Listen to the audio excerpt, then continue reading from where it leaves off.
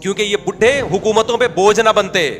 ابھی بھی سمجھ میں نہیں آیا تو پھر بڑھاپے میں یہ باتیں سمجھ میں آ جائیں گی. کسی نے آخری سچی مچی کی آخری بات, اب آپ یورپ سے یہ لے رہے ہو بچے دو ہی اچھے والا فلسفہ, اس کو تو نوٹ چھاپنے کی مشین بن جاتا. وہ چاہیے کہ 2-3 تھپڑ مارے آنکھ کھل جائے گی اس کی انشاءاللہ. خواب میں اس طرح کی چیزیں انسان کو آ جاتی ہیں.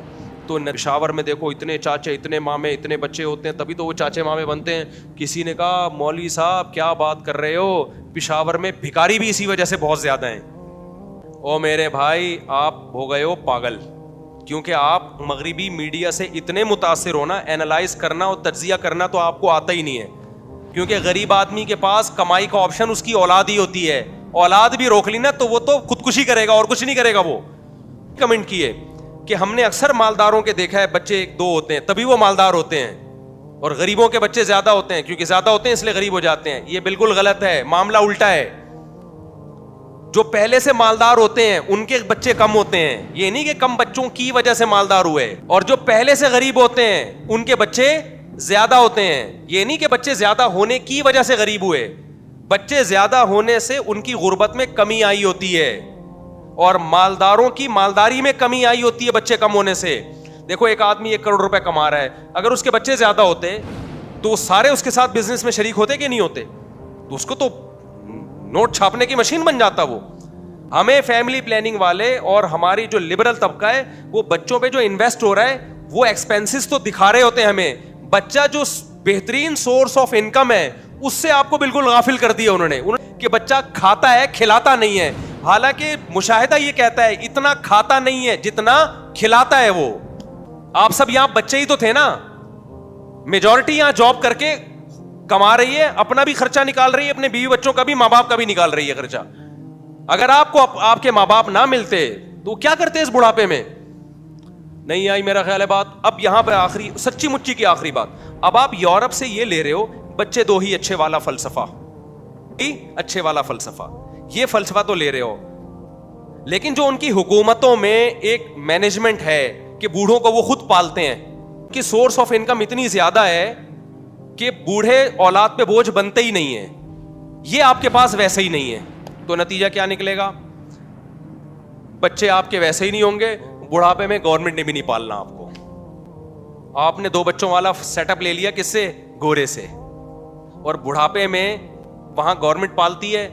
وہ گورنمنٹ آپ کی اتنی نیک نہیں ہے کہ آپ کو بڑھاپے میں پالے. وہ اگر کسی کا خیال ہے ہماری حکومت اتنی اچھی ہے کہ بڑھاپے میں ہمیں ہمارا علاج ہوگا اور ہمارا گورنمنٹ کے ہسپتالوں میں وہ والا علاج ہوگا جو آغا خان کے ہسپتالوں میں لوگوں کا ہوتا ہے, چاہیے کہ 2-3 تھپڑ مارے آنکھ کھل جائے گی اس کی انشاءاللہ.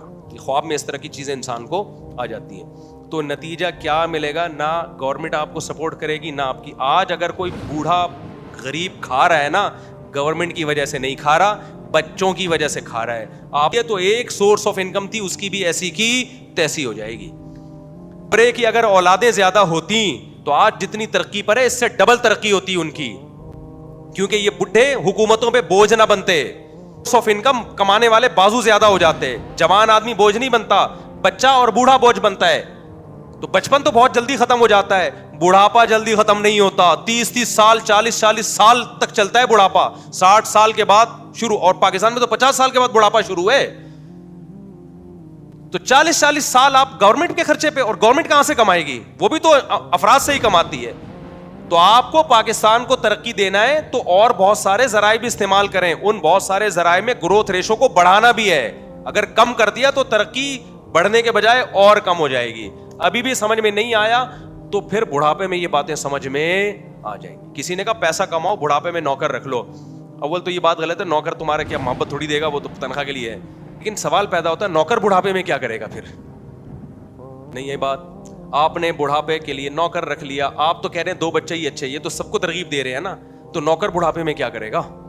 وہ کس کو رکھے گا؟ وہ بھی نوکر رکھے گا, مطلب وہ خود سیٹ ہے. وہ سیٹ ہوتا تو تمہارا نوکر کیوں ہوتا پھر؟ وہ ایسے ہی ٹھیک ہے بھائی, جیسے چل رہے ہو نا ایسے چلتے رہو آپ. بچے 2 ہی اچھے. خلاصہ یہی نکلا کہ بچے کیا ہیں؟